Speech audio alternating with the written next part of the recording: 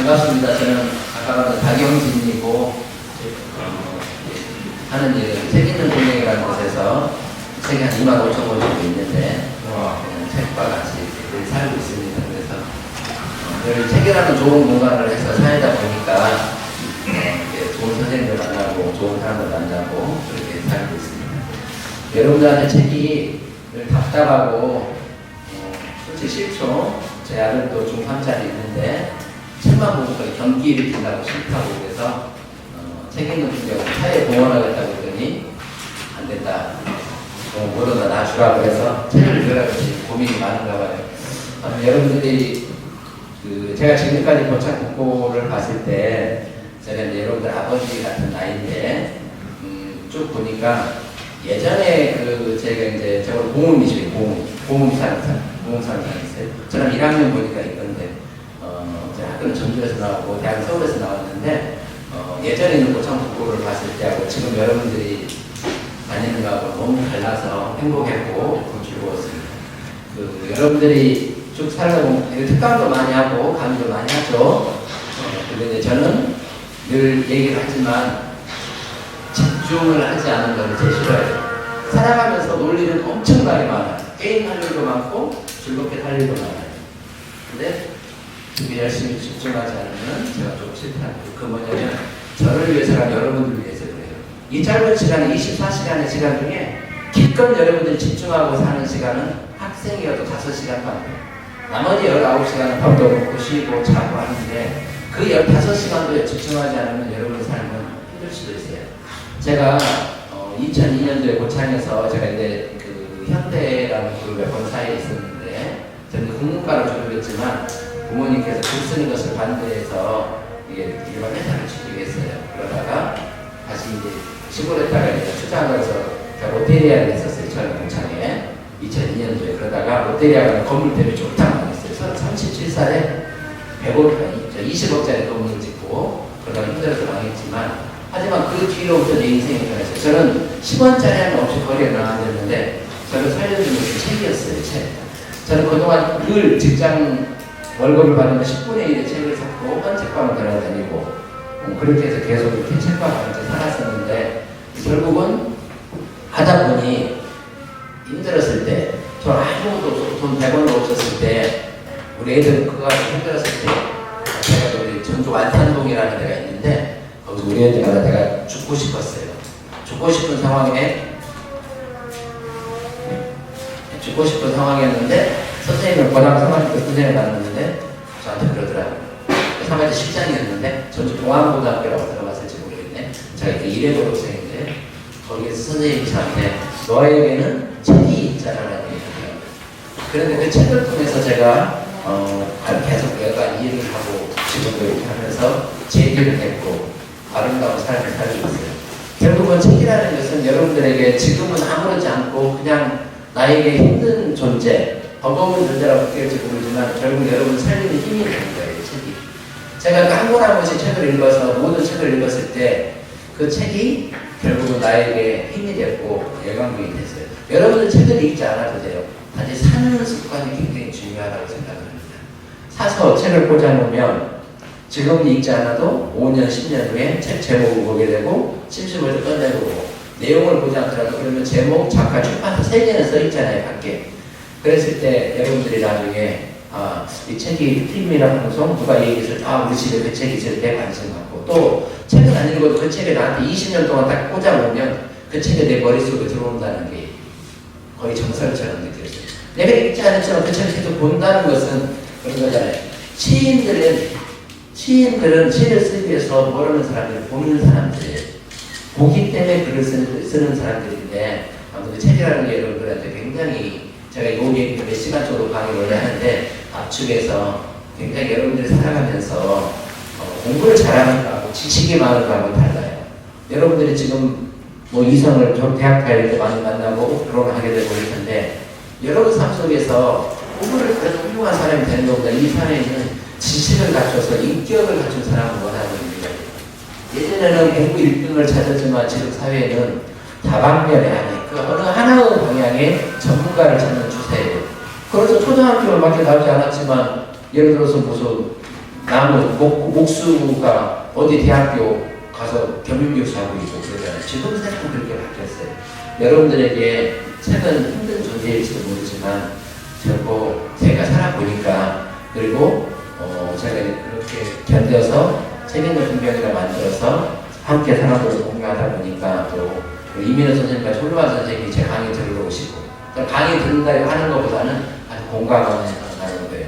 선생님 여러 번 책 많이 읽었지만 왜 책을 계속 읽고 싶어하고 과학기술은 화이스트 교수도 오셔요. 매주 한도 안 빠지고 그분이 세계적인 석학인데 저 선물 주신 분 엄수영 교수라고 예의대 출신이신데 그분이 세계 그 골다공증하고 쾌노필론인가를 세계적으로 했던 석학이에요.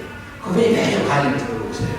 나도 사실 똑똑하시지만 그분은 과학적으로 발달해서 인문학적으로 떨어진다 해서 그러듯이 여러분들 지금은 아무 생각이 왜 들지 모르지만 바로 살다 보면 그런 것들이 알게 될 거예요. 가장 중요한 게 인간의 세 가지가 있다라고 톨스토이 들어봐요. 톨스토이 어느 나라 사람이에요? 외국 사람. 누가 그랬어? 네? 그래 맞아. 대답 내가 선물 줄게. 아니 맞잖아 외국 사람. 우리 저렇게 적극적으로 대답하는 사람 좋아해. 그 답이죠. 외국 사람. 야, 그렇지.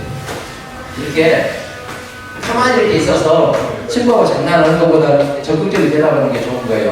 세상은 이런 사람을 원하는 거예요. 러시아 세계 최고의 외국 작가라고 보시면 돼요. 톨스토이. 미국의 헤밍웨이, 러시아는 톨스토이. 이렇게 영국의 셰익스피어가 있듯이 아무튼 그렇게 있는데 톨스토이가 쓴 책이 있어요. 단편지, 조그만 단편지인데 이게 나온 얘기, 실제 나온 얘기인데 이 책 한 번 여러분한테 얘기하는 거예요. 지금 왕이 나라를 정치하고 있는데 마음에 안 들어. 우리나라도 그러죠. 진보와 보수라고 나누더라도 싸우잖아요. 근데 마음에 안 들어서 그냥 왕이 너무 믿고 싶어요. 그래서 죽이고 싶어요. 그래서 어떤 사람이 내가 저 왕을 죽여야 되겠다. 꼴도 보기 싫고 왜 이렇게 나라를 이렇게 우리나라를 우리 힘들게 운영하는지 모르겠다 하고 이렇게 죽이려고 이제 그분이 이렇게 왕이 어디에 사냥을 간다고 산으로 갔다가 알고 나서 칼을 들고 왕을 쫓아갑니다. 그래서 저 산에서 이제 사냥하고 있는데 왕을 딱 찍으려는 순간, 죽이려는 순간 바로 호랑이가 그 자기 그 사람을 물어버려요. 그 죽게 생겼어요. 그런데 왕이 있으면 옆에 이제 이렇게 치료하는 사람도 다 있잖아요, 같이. 그래서 정성껏 치료했죠, 왕이. 그래서 나서 며칠 있다가 눈을 뜨니까 왕이 찾아서 어떻게 괜찮냐고 물어봤더니 왕이 자기 그럽니다. 나는 사실 당신 왕이지만 너무 마음에 안 들어서 죽이고 싶어서 죽이려고 했는데 호랑이가 나를 살려줘서 고맙습니다. 그래서 왕이 이게 참 살다 보니까 이렇게 있습니다. 그래서 그분한테 왕이 조언을 합니다. 물론 내가 잘못하지만 사실 살아가는 게 근데 왜 저를 죽이려고 했는데 나를 왜 살려줬습니까? 그랬어요. 그렇게 그러니까 왕이 이 중요한 거 세 가지가 있습니다. 이 중요한 거 세 가지가 있는데 첫째, 가장 중요한 것은 지금 이 순간. 자, 여러분들하고 제가 만났어요. 제가 보니까 지금 여기 한 20명 정도 못 앉아 있는데 4명 정도는 집중을 전혀 못하고 있어요. 지금 딴 생각하고 있거든요. 가장 그 왕이 그랬어요. 그 사람한테 중요한 것은 가장 지금 중요한 것은 지금 이 순간이라고 했어요. 자, 지금 여러분들은 어제도 공부했고, 지금 오전에도 밥을 먹고 했고, 내일도 있고, 또 성탄에 뭐 할 것인가, 연말에 뭐 할 것인가 막 고민을 하고 있어요. 뭐 어떻게 놀 것인가, 뭐 무슨 계획이 있죠. 그런 계획을 지금 이 시간에 하면 안 된다는 거예요. 중요한 건 이 순간이에요.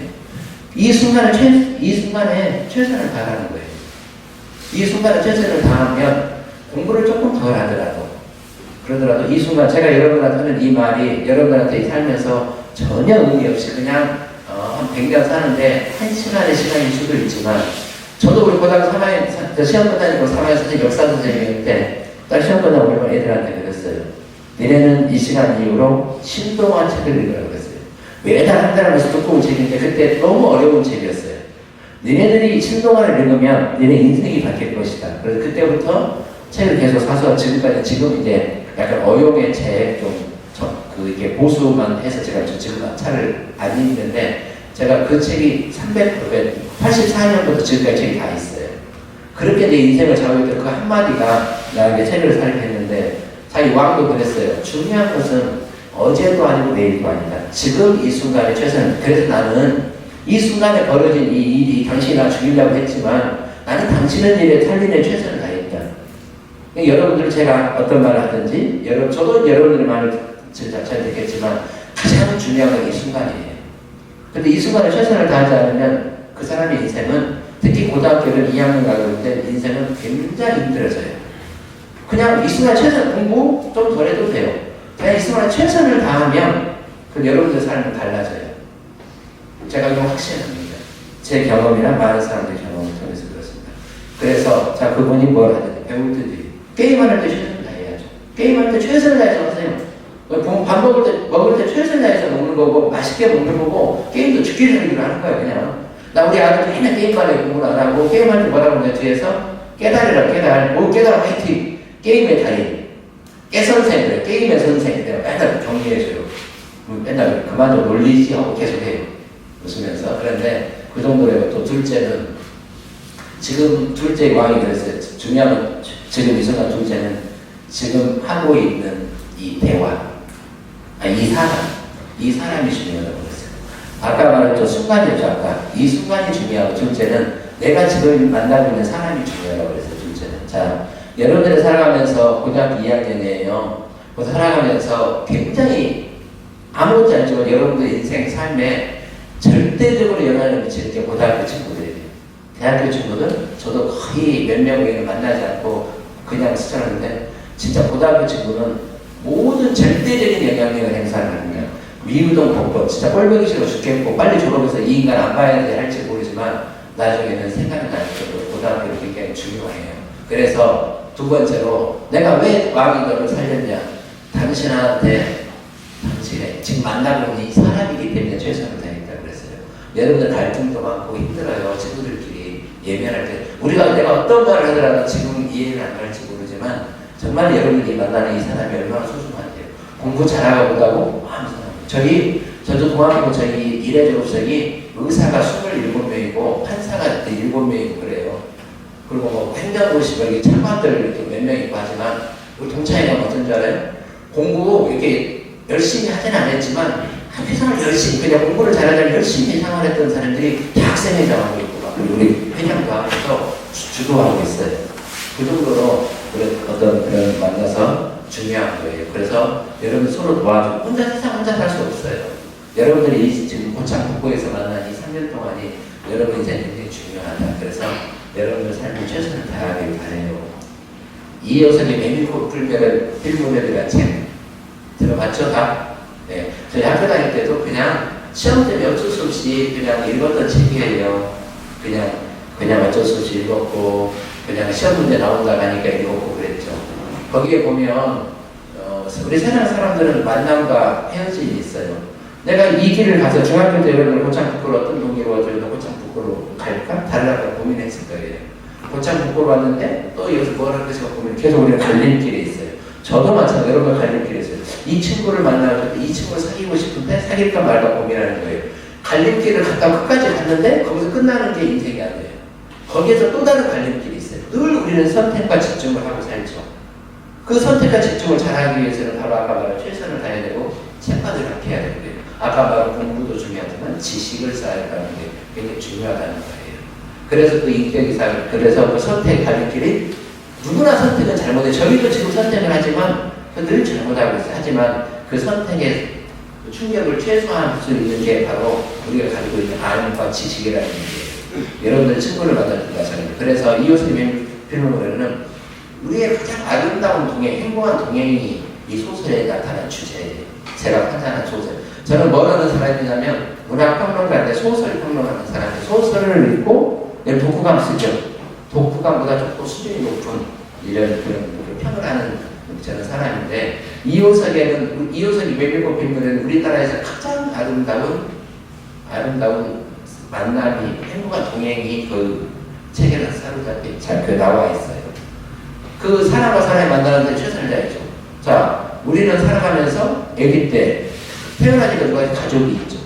가족이라는 아름다운 만남이 행복한 동행이 있죠. 그러다가 학창 시절에 동행이 있고, 졸업하면 대학생을 졸업해 있고, 직장의 동행이 있고, 연인의 동행, 나한테 자식과 함께하는 동행이 있어요. 우리는 늘 아름다운 동행을 해야 돼요. 근데 친구 잘못하면 불행한 동행이 될 수도 있잖아요.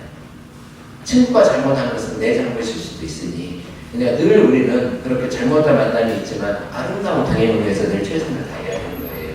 그러면서 가야 되는 거예요. 그래서 거기에 보면 이호섭 이 주인공 동의를 허생원 평생 여자 한 번도 안 알아보지 않는 허생원이 딱 한 번 옛날에 사람을 물레방앗간에서 했어요. 그 물레방앗간에서 그 사람이 그 우연찮게 주막을 전하는 아들이 동의였어요. 알고 보니까 이게 첫사랑의 얘기였던 거예요. 그 동의를 가니까 이 허생원 아버지가 힘드니까 아버지인지 모르죠. 꼬꾸러지고 힘드니까 나중에 동의가 그 허생을 얻고 가죠. 그랬을 때 평생 그 가족 팔는 사람이잖아요. 시장에서 연희계에서 홍덕장, 헬리장, 부창장, 전옥장을 다니면서 평생 그냥 여자는 모르고 일만 했던 가난한, 그리고 자기 옆에는 늙고 추레한 말 한마디가 있을 뿐인데, 그랬을 때 그런 그 힘들었던 자기를 얻고 동의가 업어주죠. 그러면서 마지막에 제가 간단히 얘기하지만 소설이 어떻게 끝납니까? 동행하려라 동의 그럽니다. 나 너네 엄마한테 가고 싶으니 동행해 주라고 합니다. 얼마나 아름답습니까? 자, 동의는 물론 그 나한테 주막에서 싸움이 붙어가지고 우연찮게 우리 어머니 얘기하다가 알게 됐지만, 그 과정에서 여러분들은 살아가면서 누구에게 따뜻한 노래를 내어주겠습니까? 아까 두 번째로 중요한 게 지금 만나고 있는 사람인데, 이 친구들한테 내가 좀 손해보더라도 내 친구를 부여하고 갈 수 있고 안고 갈 수 있고 여러분이 따뜻한 등을 내줄 수 있는 친구들이라면 굉장히 아름다운 관계예요. 지금은 여러분들 보시면 나중에 졸업해서 몇 년, 5년, 10년, 15년, 20년이 지나서 사랑을 받았던 사람 기억해서 찾게 돼 있어요. 누군가 나를 찾기를 바라죠. 거리를 가는데 한 5년, 10년 지나서 가는데 어디 서울 어디시래라 우연치 만났어요. 만났는데 저 재수 없는 놈하고 고개를 우리가 돌려야 되겠어요? 얼마나 불행한 만남이야 그게. 그래서 안 되는 것처럼 그런 그런 아름다운 동행을 할 수 있는 그런 것들이 좀 이어지기를 바랍니다. 그리고 둘째는 바로 이 만남의 마지막 세 번째로 중요한 것은 지금 하고 있는 대화라고 했어요. 첫 번째 이 공간의 이 순간 두 번째 만나고 있는 세 번째는 대화. 여러분과 제가 오늘 책에 관련돼서 얘기를 해보겠습니다. 여러분들하고 나온 대화가 여러분들한테 어떻게 보여드릴지 몰라요. 자, 여러분 친구들끼리 얘기를 하죠. 거의 70%가 욕이죠. 그것도 대화죠. 요즘은 그 심리학에 그게 있어요. 그 꼬라지 질량 법칙이라는 게 있어요. 들어봤어요? 꼬라지 알죠? 꼬라지. 전라도 말 승질 들어오는 꼬라지. 우리나라 사람들은 모두가 100의 꼬라지를 가지고 똑같아요. 공부 잘하는 거 공부보다 상관이 없어요. 똑같이 100이라는 꼬라지를 가지고 있어요. 이게 심리학적인 거야. 심리학에 나오는 얘기예요. 자, 꼬라지를 가지고 있어요. 근데 어렸을 때 계속 말씀 안 하고 지금 학교 다닐 때 이런 친구 중에 진짜 말하는 거 흔히 말하는 꼴통이라는 친구도 있을 수도 있어요. 이것도 꼬라지가 계속 내보이는 거예요. 근데 나중에 나이 먹으면 이 꼬라지는 없어져요. 똑같이 인간은 누구나 똑같이 100이라는 꼬라지를 낸다는 거예요. 자, 착했어.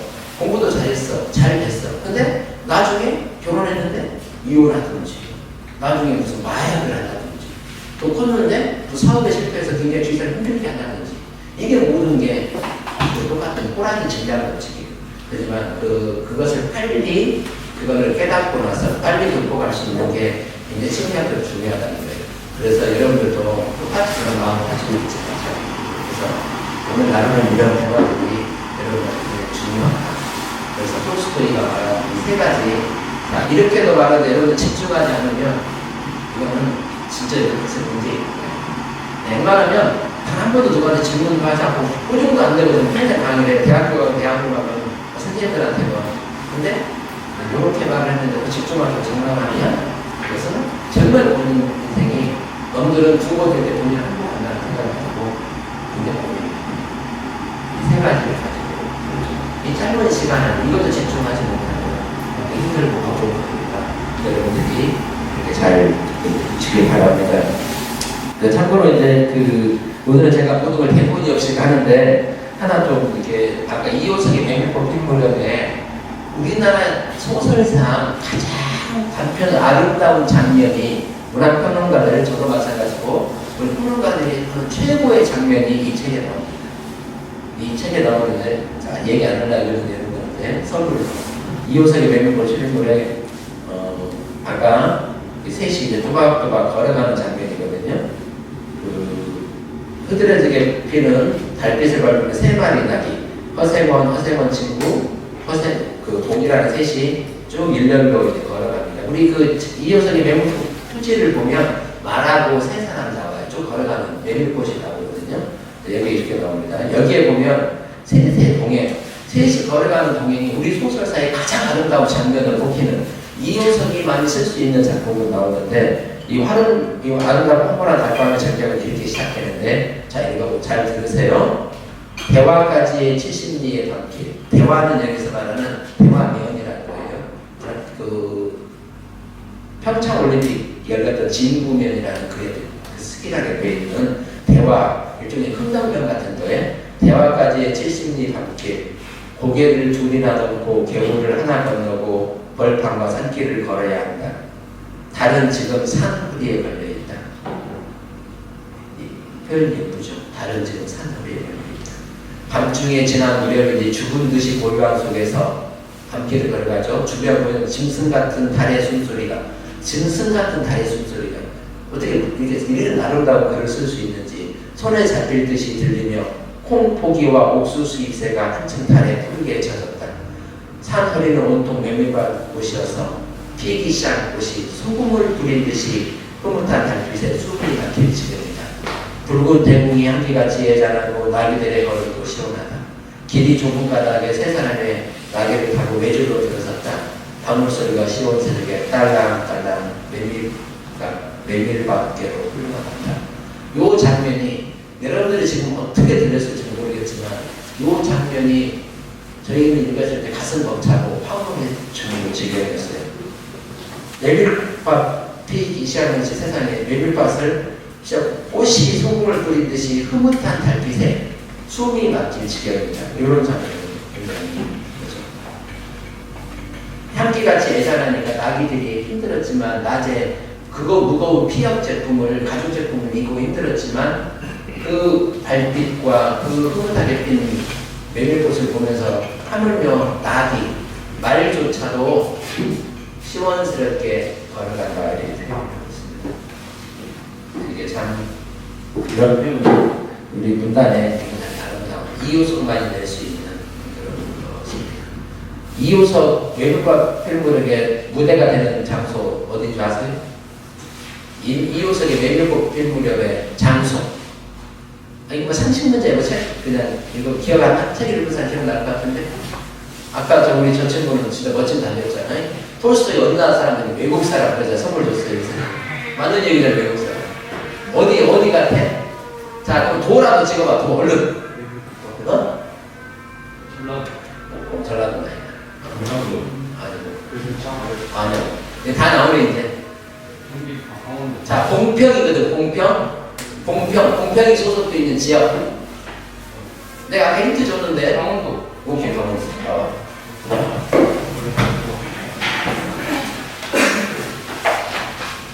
부끄러운 사람 안 할게. 너 지금 자꾸 입에 눈이 간다? 다른 거 보고 싶어? 오, 책 좋아하는데. 아무튼 봉평이 강원도 아까 힌트 줬잖아요. 그 대관령 그 옆에 저기 올림픽 열렸던 곳이 옆이라고 그랬는데 이렇게 해서 아까 세 가지 얘기를 했습니다. 벌써 시간이 좀 많지 않았는데 몇 가지 얘기를 하려다가 오늘은 여러분 편안하게 그 얘기하려고 하나는 제가 몇 번 얘기를 꼭 강의를 시작하면 하는 얘기가 또 하나 있는데 원래 제가 다른 조금 어려운 주제를 가지고 와서 보고 나가고 또 많이 하는 얘기를 다시 하나 하고 여러분한테 질문을 받겠습니다. 우리가 살아가면서 여러분들은 공부를 하죠. 공부를 왜 합니까? 실장님 공부 왜 하세요? 답 없어. 왜 하세요? 있는 그대로 답 보면 돼. 저는 질문을 할 때 답이 없어요. 그냥 답 보면 되는 거예요. 왜 공부를 해? 미래 행복한 삶을 위해서 굉장히 답이죠. 그래서 그 미래의 행복한 삶을 위해서 우리는 지금 여러분 공부라는 것을 열심히 두드리고 있어요. 그렇죠? 친구를 두드리고 있고, 제가 몇 번 이쌤한테 한 얘기지만 어디를 두드려야 될까라는 얘기를 중요하기 때문에 해야 될까. 여러분들 표정 너무 진지해서 해야 되겠는데, 미국의 그 자동차 회사 디트로이트라는 시가 있어요. 디트로이트시에 여기 이제 포드 자동차가 있거든요. 들어봤죠? 포드 자동차. 포드 자동차가 지금은 이제 조금 뭐 독일 아우디, 뭐 벤츠, 뭐 이렇게 좀 밀렸지만 세계 최고, 1950년부터 70년도까지는 세계 최고의 자동차. 1년 매출, 돈 버는 게 우리나라 예산의 10배를 벌었어요. 1970년. 우리나라 예산의 10배. 하나 회사가 10배를 벌었어요. 헨리 포드 회장, 자동차 회사 이름이 포드예요. 회장 이름에 따서 포드였는데, 그러니까 직원 수도 10만 명, 매출은 거의 지금으로 따지면 우리나라 1년 예산이 한 600조 되니까 그러니까 하루에 거의 뭐 지금으로 따지면 1조 이상씩 매출을 우리는 어마어마한 회사였어요. 지금 환율이 다 되긴 하지만 그 회사에 어느 날 갑자기 그 공장 수십만 명 공장인데 갑자기 전기가 멈춰버렸어요. 공장이 올 수도 없었어요. 그냥. 그러면 어쩌겠어요? 하루에 그 직원 월급만 해도 얼마고 하루에 거의 많게는 1조, 적게 5천억을 벌어야 되는데 난리가 났겠죠. 그래서 그 회사에 전기 기술자가 620명이 있었는데 620명이 다 달라들어도 고칠 수가 없었어요. 그 공장을 돌아갈 수 없어요. 그래서 얼마나 얘가 했겠어요. 큰일 나잖아요. 그 납품도 해야 되고 공장이 멈추면 안 되니까. 그런데 이제 그때 그 포드 회장이 미국에서 최고 유명한 전기 기술자를 불렀어요. 그 사람이 조지 스타인브레너라는 사람인데 이거 실제로 포드가 쓴 자서전에 나온 얘기입니다. 이 얘기는. 그런데 그때 이제 그 스타인브레너를 불렀어요. 불러서 당신 좀 빨리 고쳐주세요. 비행기를 타고 왔어요. 와서 이제 기술자 3명하고 이제 쭉 돌아다니 2시간 쭉 돌아다니다가 망치를 가져오라고 해서 망치를 딱 가져왔는데 어디를 이렇게 툭 칩니다. 툭 치니까 거짓말처럼 전기가 들어와요. 우리 보면 지금은 이제 전자 시대지만 우리 시대, 우리 아버지 시대는 다 기계식이어가지고 지금도 그런 거 있죠. 때리면 될 때 있잖아요. 우리도 보면 가끔 때리면 될 때 있어요. 근데 거짓말처럼 툭 쳤어요. 근데 그 공장이 돌아가는 거예요. 그래서 돌아가니까 나중에 이제 돌아갔습니다. 그래서 이제 포드 회장이 이제 돈을 줘야 될 거 아니에요. 돈을 주고 싶었는데 돈 얼마나 줄 거냐고 물어보니까 우리나라 돈으로 얼마나를 청구했겠어요. 조지 스타인브레너가 포드 회장한테 부실장 가서 공부가 나갔나? 네. 그래 우리 외국 사람이라고 하는 사람. 네. 조지 스타인브레너가 내가 전기 잠깐 수리했던 거 초과를 치는 가격 얼마나 회장한테 돈 달라고 했겠어? 밥값이고. 밥값? 10만 원? 그 비행기 타고 왔으니까 플러스 10만 원 또? 실장? 얼마 주라 했겠어?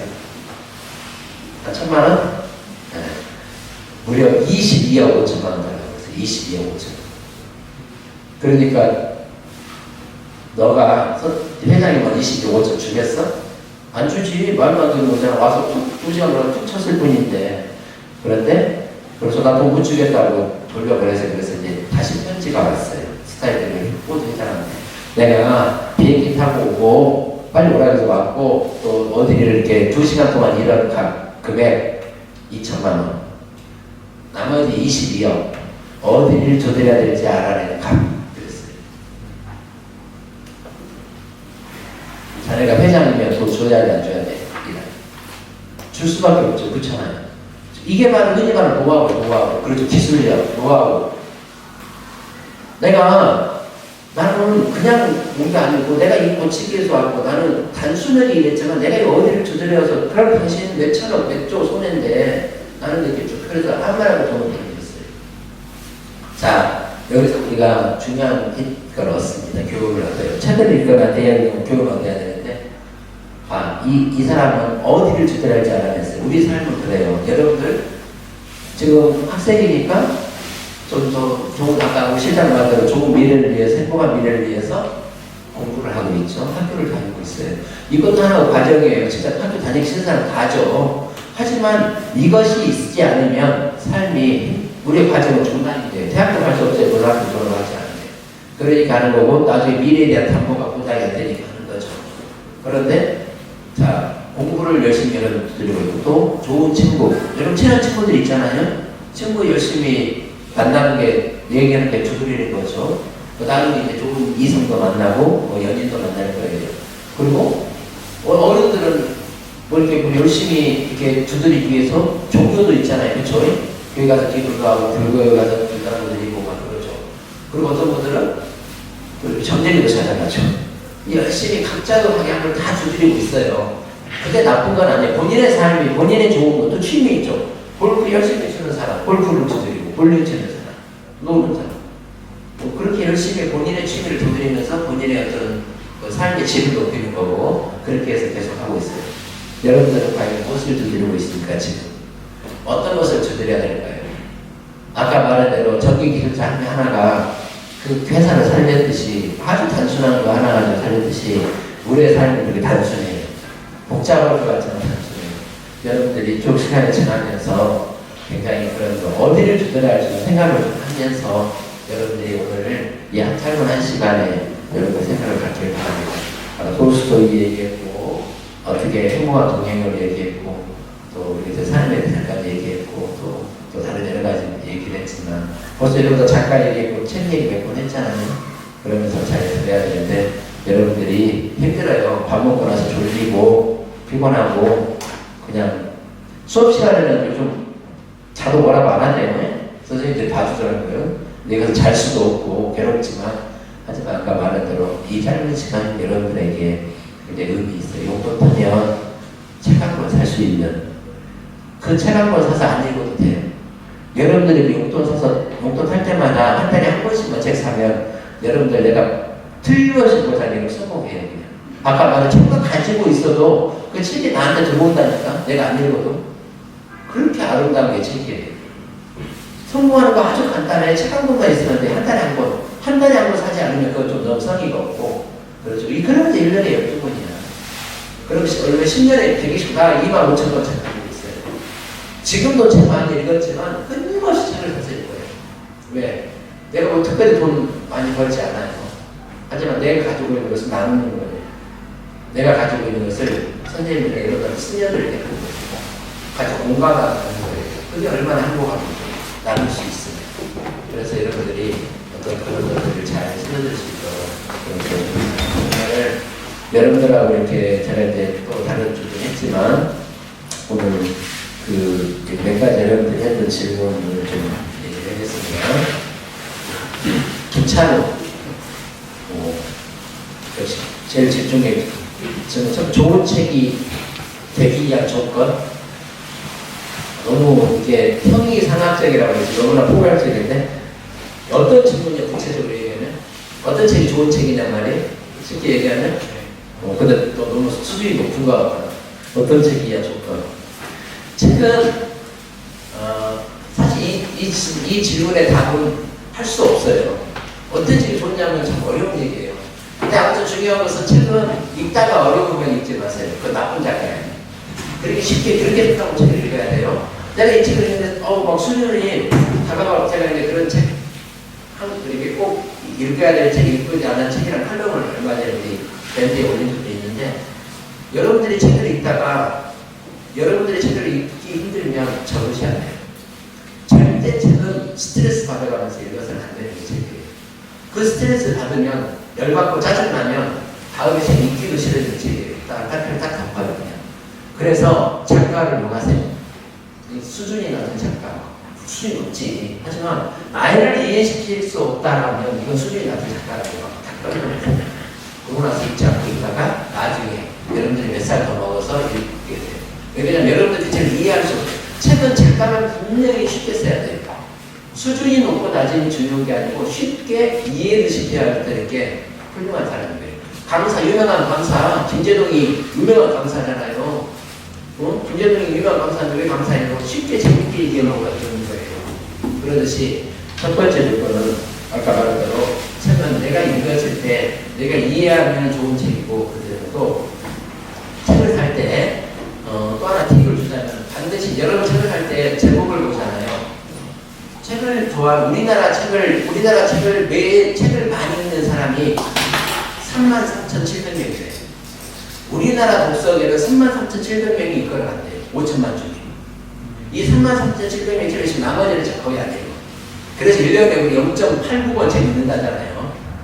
그 정도로. 근데 그 책을 조금만 읽으면 여러분 완전히 삶이 이제 운동하는 사람들 봐요. 예전에 운동만 하면 됐죠.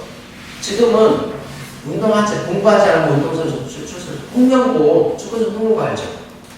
홍명보가 이제 대한 축구협회 부회장 전무하고 있어요. 이분은 네 사람 학교 다닐 때 그 체육 특기생이었지만 고려대학교 일반학과를 다녔어요. 왜? 한국에서 공부를 했어요.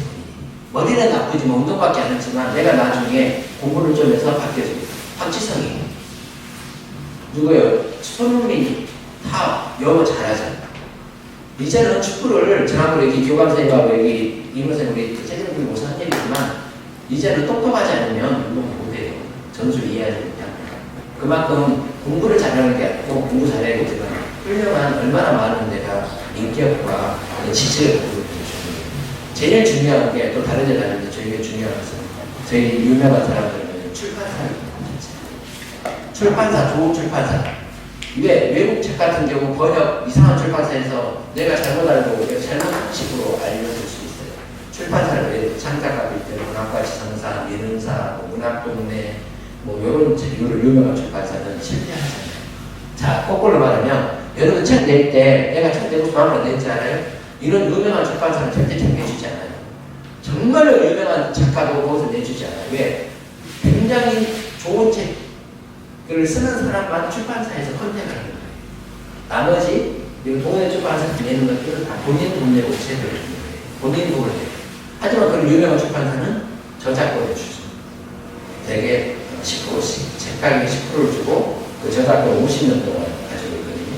50년 동안 내가 죽으면 자녀가 가져가고 그런 건데 첫째 출판사, 두 번째 작가 그렇게 해서 고를 수 있는 아까 말한 창작가 비평, 문학과 지성사, 민사, 문학동네, 뭐 현안사 이런 그 출판사 유명한 데는 그런 것들이 좋은 조건을 가지고 있습니다. 하나씩 더 시간이 없으니까 이진호 학생 고등학교에 추천할 책은 무엇이에요? 최근에 읽었던 책 혹시 있어요? 가제가 청소년 책인가 봐요. 아마존에서 하는 거. 근데 읽어봐야 되나 안 읽어봐야 저도 한 달에 책을 300권 정도 책을 보는데 고등학생 추천할 책은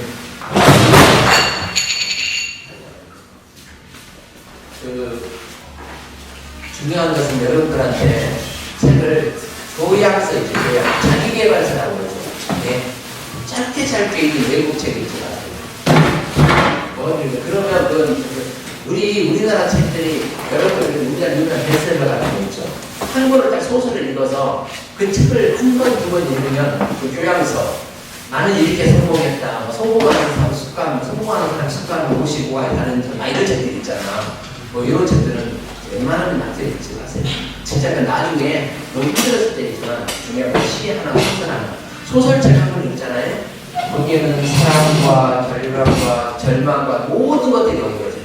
거기에 최소한 50명의 사람들이 나타나요. 작가가.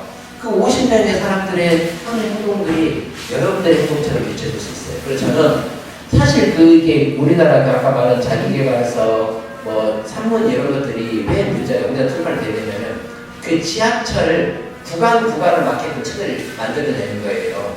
자, 뭐 영등포역에서 종로역 가려고 5분 안에 책을 한 달에 읽게끔 그리고 거기에 맞춰서 책을 내다 보니까 우리 남는 것을 거꾸로 말하면 네이버나 다음하고 똑같아요. 검색을 하는데 기억이 안 나죠. 책을 읽으면 적어도 한 달에 한 번만 책을 읽으면 그 책이 내 기억 속에 남아있어요. 지금은 잊어버릴 수 있어요. 하지만 어느 순간, 어느 장소에서 멋진 여자 앞에서 갑자기 그 딱 내용이 떠올라서 말하는 거예요. 이게 책의 배우는 거예요. 상대방이 공감을 할 수 있게 만드는 거예요. 책은 그래서 저작자를 쌓아놓은 거예요. 지금은 거의 책 읽으면 바로 잊어버려요. 그런데 강의를 하다 보면 거짓말처럼 내가 이것도 참 내용을 얘기를 하고 있어요. 전혀 계획과 대본이 없음에도 불구하고. 그래서 책은 아까 말한 대로 그런 책들보다는 소설이나 시를 한번 읽는 게 되게 중요하다. 그래서 거기에 나오는 수많은 사람들의 얘기, 갈등, 그런 좋은 글귀를 기억하는 게 여러분한테 지식을 계속 쌓아가는 데 도움이 된다고 얘기했습니다.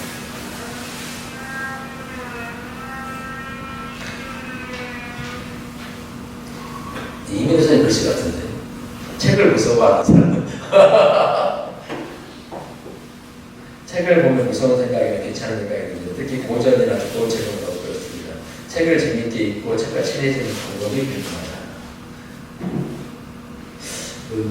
이런 질문을 하면 오랫동안 책을 읽는 사람으로서 알려주기 싫은 거 있잖아요.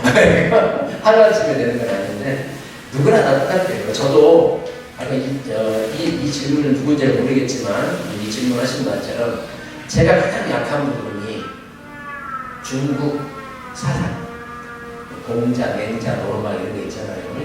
이런 게 상당히 저는 힘들더라고요. 하지만 소설을 보고 나면 정확히 잡아내서 재밌는 얘기를 해줄 수는 있는데 무슨 생각이 드는데 중요한 건 관심인 것 같아요. 내가 이걸 아까 말했죠. 고전을 저는 좀 계속 최근에 본의아닌 게 있잖아요. 내가 이걸 알지 않고 문학평론가의 단점이 뭐냐면 상대방은 저 사람 모두가 안다고 착각하는 거예요. 그거 여러분들 공부 1등하는 친구나 보면 그러잖아요. 친구가 물어보면 다 아는 건 아닌데 그러듯이 그러는데 재밌게 이걸 친해지는 방법은 포기하자는 거예요. 가장 쉽게 얘기하면 내가 이 책을 잡았어요. 아까 말에 이따가 힘들면 포기하세요. 또 잡으세요. 또 포기하고 또 잡으세요. 그렇게 되다 보면 그렇게 된 거고 또 중요한 것은 어떤 고전에 예를 들어서 맹자가 나오면 맹자 이전에 천자문을 먼저 보고 그렇게 되면 쉽게 다가갈 수 있으니까 그 책이 가지고 있는 특성을 또 다른 책이 있어요. 또 거기를 또 빗봐주고 우리 참고서 보면은 보조 교과서들이 있듯이 보조 책들이 있듯이 그런 게 좀 중요한데 이 부분은 조금 굉장히 두꺼운 책을 본다 그러는데 힘듭니다. 사실 두꺼운 책이 지금 그 장편 소설도 안 팔리는 세상이에요. 근데 요즘 막 10권짜리 책 나오면 거의 뭐 이런 책은 누가 읽겠느냐 출판사에서도 하지만 그 두꺼운 책을 그러지만 어떤 내가 스스로 동기부여를 할 수 있는 방법을 찾아야 돼요. 내가 이걸 읽지 않으면 안 되는 어떤 요인을 찾으면 더 좋아요. 그렇게 해서 또 중요한 것은 5권짜리 책이다 그러면 작가를 써서요. 딱 보면 가장 쉽게 재밌는 게 순서 작가 이름 나오는 거 있죠. 박영진, 이민호 하나 써가면서 이 사람 어떤 내용을 내가면 그러면 과연 몇 명이나 나올까? 그럼 이 사람이 한국 사람이 뭔가? 여기서 주인공은 누구예요? 키보드는 누군가? 굉장히 이게 중요할 수 있어요. 단순하게. 거기에 사람이 나오는 사람만 해도. 그 조정래 선생님, 조정래 선생님 있잖아요. 태백산맥, 한강, 이렇게 3부작 유명한 시리즈. 거기에 나온 그 32권에 나온 사람 이름이 3,230명이에요. 이거는 장명가도 그렇게 내지 못해.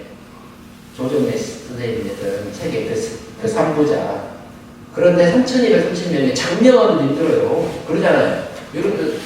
근데 그걸 일일이 기억하고 쓰는 것은 거의 천재적인 거예요. 그런데 우스갯소리 얘기하자면 언젠가 조정래 선생님이 32권을 다 내고 나서 책이 뭐 1,000만 권인가 달렸다고 그러더라고요. 그때 이제 내가 내 책을 3,200명이 나왔는데 단 한 명도 겹친 적이 없다.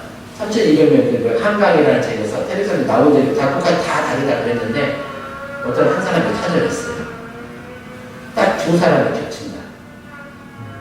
작가가 아니고 평론가가 아니고 선생님도 아니고 누가 가정주부가 찾아온 거예요. 아마 이렇게 본인이 컴퓨터든지 엑셀이든지 글씨를 써가면서 책을 읽었던 것 같아요.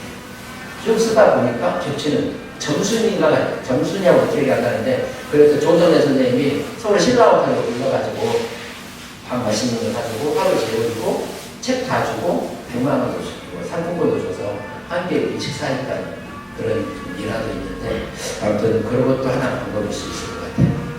작가 한 명씩 한 명씩 말을 3,230명의 이름을 낸다는 것은 그만큼 여러분들도 그런 사람이 되지 않지만 그런 사람 책을 읽는다는 것은 우리 행복한 거예요. 그런 거 있죠. 동시대를 사는, 저 사람하고 동시대를 사는 나는 행복하다. 여러분들이 존경하는 사람이 누굽니까? 많이 있잖아요. 그렇듯이.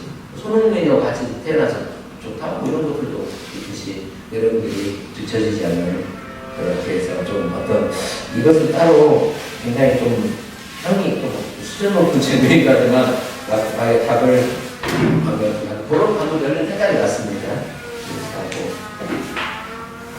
책 속에 길이 있다는 의미를 설명해 주세요라고 하는데요. 아까 말씀드렸죠. 그 이호섭 책에서는지 아까 길이 내가 왜 이 책을 읽었는데 왜 저는 제가 유일하게 풍부한 동행이라는 이 책에 대해서 아름다운 동행이 이 책에 담겨져 있는지를 깨닫게 됐고 알게 됐거든요. 모든 책에는 이렇게 안내해주는 키워드라고 하죠. 키워드가 있습니다. 그게 바로 길인 거예요. 나는 행복한 동행을 읽었지만 거기에서 여러분들이 이호섭의 필름을 읽었는데 말만 생각하는 말 그것도 여러분들이 생각할 때 그것도 길일 수 있어요. 말이 과연 무엇인가 말 공부를 하겠죠. 그렇듯이 그래도 가야 됩니다. 그리고 시간이 벌써 50분이 훌쩍 가버렸습니다. 그렇듯이 여러분들에게 이제 이 짧은 1시간 동안에 어떻게 다가왔을지는 모르겠어요. 하지만 제가 보니까 고창북고 지금까지 쭉 보면 굉장히 집중력도 좋고 공부도 잘하고 또 제가 원하는 대로 잘 가고 있더라고요. 근데 이제 누구나 그러지만 제가 이제 특히 고등학생들은 이제 고등학생들 강의를 안 가는데 거의 대학원 선생님들 많이 가지만 고등학교 가면 반절 정도는 집중력이 틀어지는데 고창북고 오면 느끼는 거지만 많은 사람들이 잘 들어요. 오늘 한 4명 정도는 내가 살짝 문 밖에 거슬리는데 그것은 이제 굉장히 여러분들은 그래도 훌륭한 학교 학생에서 4명밖에 없는데 그 4분도 아마 생각하는 게 있을 거라 생각하는 거예요. 그래서 여러분들이 그 모두가 그 책과 함께 정말로 힘들지만 아까 말했죠. 아주 단순해요. 책 한 권씩만 한 달에 살 수 있는 그런 좀 힘을 기르고 책 없으면 돈 없어서 못 쓰면 우리 이민호 선생 말하면 내가 책풍에 책 2만 5천 권 있으니까 책 한 권씩 얼마든지 줄 테니까 저 책 나눠주기 좋아하는 사람이거든요. 이렇게 해서 또 시간 되면 부모님과 같이 오면 여러분들이 조금 삶이 약간 달라질 수 있을 거니까요. 어떤 그런 삶을 쭉 살려고 합니다. 제가 할 수 있는 건 이상 마치겠습니다.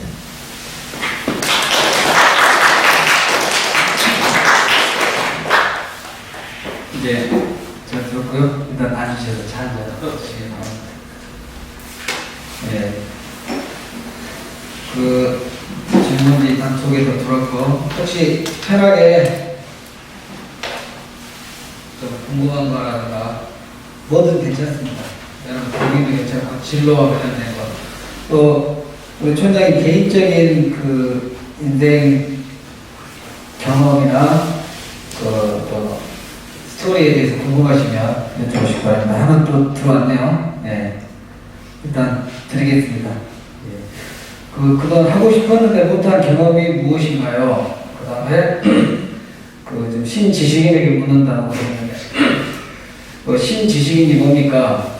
왜 신지식인에 설정되셨나요? 라고 그 지식인이 지금 제가 썼습니다.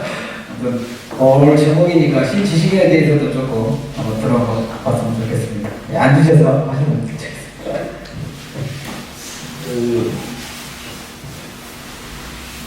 신지식인이라는 것이 예전에 보면 지금은 이제 좀 상의 가치가 조금 낮아지고 사실 예전에 누가 받았었냐면 신형래 받은 적이 있었어요. 그때는 이제 혼자 왜 받았냐면 그때 영화 같은 데는 특이한 것을 해서 받았고 사실 우리나라에 있었던 그런 새로운 분야를 개척하는 사람 저희 때는 6명이 받았는데 예술, 문화, 인문, 의사 이런 식으로 세종문화회관이라고 이제 그때 웅청에 가서 줬는데 저는 문학 분야로 받았습니다. 왜냐하면 힘들어 아까 말한 쫄쫄했지만 제기해서 늘 그때 저희 책에는 그냥 무료로 운영을 했었어요. 많은 사람들은 책 같이 얘기하고 공부하고 그래서 강의하러 다니고 이런 부분들이 많은 사람들한테 추천을 좀 받아서 그랬고 제가 이제 제 옆에 앉았던 사람이 그때 제일 잘 나갔던 예술 되게 잘 나갔던 김병만 제 옆에 앉아가지고 저 3시간 동안 얘기하면서 그때 김병만 그 달인이라는 거 있죠. 달인 어마어마했죠. 그때 이제 김병만 옆에 앉아가지고 얘기도 많이 했고, 보니까 얘기하다 완주 사람이더라고요. 그랬었는데, 그때 얘기 좀 많이 했고, 지금도 가끔 이제 통하는데, 누가 답 잘 안 와요. 그랬는데, 그랬던 건데, 그 의미가 있어요. 그것 때문에, 더 좀 열심히 살으라고 하는가 보다. 어떤 한 분야에서 끊임없이, 그 사람 훌륭한 사람을 지금 주는 게 아니고, 한 분야에서 사회에 얼마나 공헌하고 잘 이끌고 가는지 그런 사회라서 저도 과학을 했죠. 저는 상상도 못했고 좀 충격적인 사건이었지만 더 열심히 살으라는 어떤 정부의 관심이었다 하고 그렇게 얘기했고요. 아까 또 하고 싶었는데 못한 경험을 보신 김은주 씨 학생 연주 아까 내가 광역으로 여자가 남자가 헷갈렸어. 가면 그렇게 여자가 너무 아프니까 하고 싶었는데 못했던 경험이 무엇인지. 저는 대학교를 졸업할 때 국문과를 졸업했어요. 제가 대학교 갈 때 당신들의 천국이라는 책 이청준 소설을 보고 감명을 받아서 대학을 국문과를 갔는데 아까 말한 한 권의 책이 삶을 바꾸듯이 저한테 그랬거든요. 근데 저는 하고 싶었던 게 있었어요. 제가 스포츠를 너무 좋아했어요. 스포츠를 좋아해서 스포츠를 하는 거 말고 여러분들 사설이 있죠. 신문에 보면 컬럼, 사설 스포츠 컬럼이라는 걸 하고 싶었어요. 그래서 제가 이제 일반 스포츠 신문사에 들어가고 한국야구위원회 프로야구 있죠. 이제 기록도 하고 그랬었는데 근데 제가 이제 스포츠 컬럼을 쓰는 우리나라의 독보적인 우리나라 현재 뭐 일어나는 일 사설을 쓰잖아요. 스포츠의 사설을 쓰겠다라는 포부가 있었어요. 근데 그걸 쓰고 싶어서 문학을 하고 국문학을 갔었는데 결국은 저희 부모님 반대를 못했어요. 그것은 계속 많은 현장을 쫓아다니고 또 이게 그러다 보니까 그랬더니 일본 회사를 들어갔는데 우리 고등학교 친구들 제가 이제 고등학교 3학년 때 그때 매주 주간지 서울 스포츠 동화라는 책이 나왔어요. 주간 스포츠인가 그래서 그걸 고등학교 3학년 때 저도 동안고에서 상상고 앞에까지 맨날 책 수입을 사러 갔다가 수업 시간에 책 읽다가 선생님한테 들켜가지고 그 쓰레빠 있죠. 계단짝이라고 해서 쓰레빠 요걸로 한 50대 맞은 적이 있어요. 선생님한테. 네가 지금 제가 좀 공부를 좀 해가지고 학교에서 기대를 많이 하고 있었는데 한심하게 스포츠 책 읽고 있으니까 굉장히 진짜 그 정의수 선생님이라고 이제걸 갔는데 그분 수필가거든요. 저 쓰레빠를 50대를 치더라고 50대를. 그 기억이 많이 나는데 막 기대를 했으니까 그랬겠지만 스포츠 컬럼이라는 새로운 장르 어떤 그것을 재해보고 싶었는데 대학교 갈 때 많이 썼어요. 근데 그걸 하지 못한 게 제가 조금 한이고 우리 고등학교 친구들은 지금도 그쪽으로 나가길 바랬는데 너는 다른 지금도 나쁘진 않지만 그 방향으로 나갔으면 참 좋았을 텐데 라는 생각이 들어요. 그때는 좋은 직장 다니고 좋은 공무원이 높은되고 판사 되고 의사 되고 요게 그때는 전부였어요. 우리 시절에는 부모의 바람이면 지금은 그렇지 않잖아요. 지금은 각자의 최고의 어떤 일이든지 게임도 요즘은 최고의 그런 듯이 각자의 분야가 개발 많이 다양성이 되지만 아까 말한 저는 제가 그런 것을 하지 못한 게 굉장히 저도 안타깝고 내 스스로도 좀 아쉽다. 근데 어머니 제가 저를 키운 게 우리 어머니이기 때문에 진짜 우리 어머니가 고생해서 저를 고등학교 대학교를 보내고 해서 어머니 말을 거절할 수 없었어요. 그리고 큰아들이라는 그때 이제 그런 것들이 좀 있었는데 그때 못했던 거. 지금도 야구 보잖아요. 스포츠 보다가 야구보다 애매한 거죠. 심판끼리 막 감독 싸우고 막 심판도 어떻게 할지 당황스러운 게 있어요. 야구 규칙이 25,000가지예요. 일어날 수 없는 일들이 그런 거 있잖아요. 자, 타고 쳐서 다 안 나오게 되고 딱 쳤는데 홈런 될 것 같아. 홈런 될 것 같은데 그 수비수가 외야수가 글러브를 집어 던져버렸어요. 그냥 공을 맞췄어. 그러네. 그리고 홈런이. 근데 또 땅바닥으로 갔어. 또 좌회전 다 될 것 같으니까 우리 동네 야구장 그러잖아. 글러브를 공 막 던지잖아요. 공감에. 자, 그랬을 때 이런 거 심판이라면 어떻게 하겠느냐. 이런 이게 야구 규칙이야. 이거 안 하자는데 질문은 한 명도 없던데. 그런 것들이 이제 그걸 다 이렇게 얘기하는 게 있는데 그건 이제 룰이 3루타를 줘요. 3루타. 이게 정확히 말하면 세계의 안전진료권이라는 건데 이게 그냥 용어의 차이야.